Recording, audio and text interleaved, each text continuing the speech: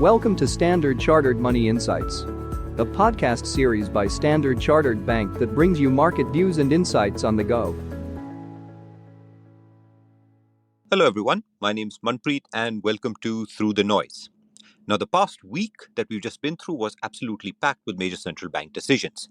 Most investors were holding their breath ahead of the US Fed meeting, but we actually got some fairly significant decisions elsewhere.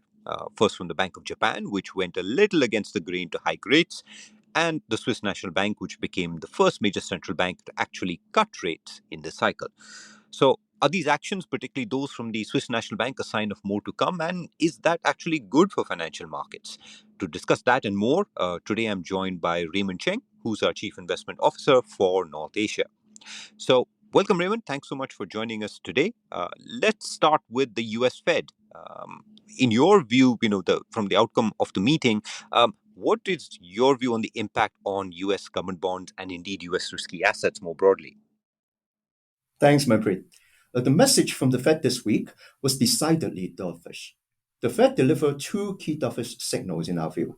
First, the Fed saw a better economic backdrop, having revised up GDP growth and inflation expectations and lowered the unemployment rate estimate. But interestingly, the Fed kept rates unchanged and upheld the target of 3 rate cuts for this year. It was only for 2025 and 26 that the median expectation for rate cuts was reduced modestly by 25 bips each relative to prior projections. Now, clearly, the Fed wants to cut rates and is waiting for a few more inflation data points to validate the disinflationary trend. Now, the second dovish signal would be the discussion of a slower pace of quantitative tightening. Now, since this policy meeting, US government bond yields have fallen and the curve has deepened. That is, short maturity yields down more than those on long maturity bonds. All in all, with both Fed inflation and rate cut expectations more aligned now with investor expectations, we believe US government bond valuations look more balanced at current levels. Hence, in the near term, we expect 10-year yields to stay largely range-bound at 4% to 4.25%. Now, broadly, we got similar dovish tones, as you said, from other central banks, such as the Bank of England, as well as the Bank of Japan, that hiked rates for the first time in 17 years, but reiterated their accommodative tone by continuing to purchase government bonds. Now, in summary, the central bank decisions broadly suggested developed markets are more supportive of growth at this juncture, hence boding well for risk assets in the next 6 to 12 months. So we continue to average into US and Japan equities at these levels. Okay, so maybe let's zoom in now a little bit on the Swiss National Bank's decision. I think that really came as potentially one of the biggest surprises this week as far as central bank decisions was concerned. In your view, how does the rate cut affect the outlook for the Swiss franc? Sure. The Swiss National Bank did catch the market by surprise, cutting rates by 25 bips to 1.5%. As a result, the dollar against Swiss franc reached a 4-month high, and this rate cut was the first reduction in 9 years. The SNB's belief is that the current Swiss inflation is within the range of price stability, and hence the forecast for CPI inflation to be no higher than 1.5% through year 2026. We believe the S&B decision is not the beginning of an aggressive easing cycle either, given rising rentals, wages, and the risk of imported inflation. Now, we believe this move reduces the likelihood of significant appreciation from here on, especially as it makes further intervention favoring a strong Swiss franc unlikely. Now, from a technical standpoint, the dollar against Swiss franc is overbought and could be poised for a near-term pullback. We see key support at around 0.86 and key resistance at 0.91 over a 3-month horizon. Okay, maybe staying in Europe for a moment, what about the equity market? I guess specifically your outlook for European equities relative to the US, which has been, on a strong run so far. Yeah, interestingly, some participants have been indicating that Europe equities have slightly outperformed the US over the last couple of weeks. Uh, uh, and admittedly, the European economic data has seemed to show some improvement. If you look at the European manufacturing conditions, they appear to be improving, with leading indicators such as Centis and ZEW offering increasingly positive signals. The euro area economy is highly leveraged to the global industrial cycle and is likely to benefit from this trend. In the meantime, the US economic surprise indicator seems to have been stalling. However, compared with the US, Europe is not consuming as much. Excess savings has been made in the form of non consumable deposits. Low confidence and high mortgages have been a drag on consumption in Europe. Also, service inflation has remained stubborn, and the ECB has been signaling a slow rate cutting cycle as it awaits more proof of disinflation.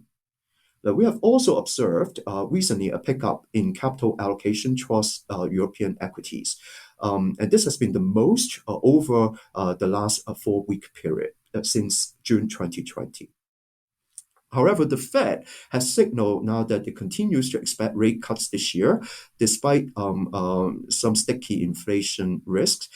This lends a tailwind to growth stocks and the growth heavy US equity market. And so, in comparison, we expect a further breakout in the Nasdaq 100 index versus Europe, which tend to be more value heavy and therefore more likely to underperform should the interest rate environment continue to suggest a downtrend. All right, and finally, maybe just on China, we've had a start to China's earnings season, so maybe just want to get your thoughts on how it's shaping up so far, and specifically, do you see any opportunities, whether broader or more tactical? Sure. Based on Bloomberg estimates, roughly below 20% of companies within MSCI China have reported earnings for 2023 so far, delivering an average negative 2.7% earnings surprise. Consensus growth forecasts for 2024 earnings have been nudged down from 15.9% at the beginning of this year to now just around 14.8%, partly because of more cautious outlook here. Now, consumer-facing sectors like consumer discretionary and communication services have delivered a bit more of a positive earnings surprise, which reinforces our preference in these sectors. And also, in general, we have been seeing a bit more of generous shareholder return policies being announced by corporates during this earnings season. Many of the Chinese corporates have taken the opportunity to boost dividend payout and or stock buyback. And we seem to view this strategy as sensible, mainly because a lot of these companies have continued to generate strong cash flows, and yet their shares have been facing a multi-year low, given the price valuation environment we are seeing. The dividend yield for China equities, as we look at it now, has been trending up over the past 3 years. So this provides an attractive tailwind for China equities in our view.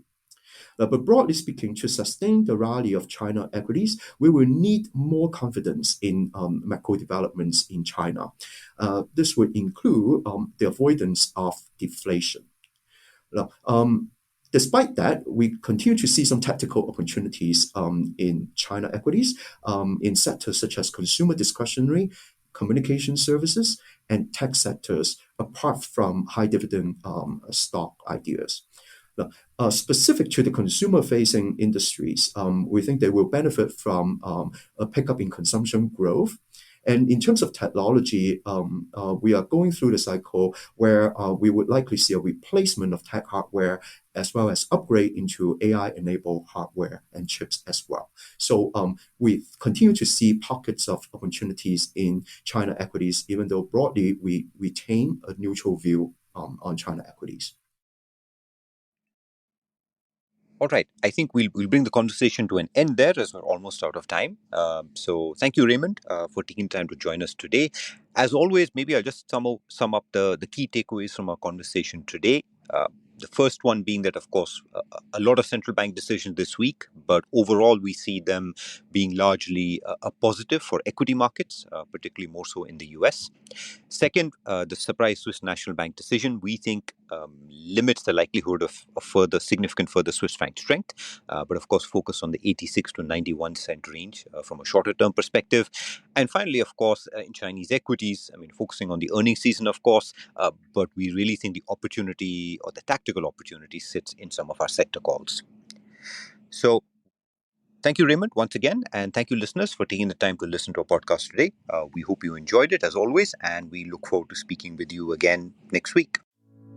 Thank you for listening to Standard Chartered Money Insights, a podcast series by Standard Chartered Bank. For more details, visit Market Views on the Go on our website or click the link in the description.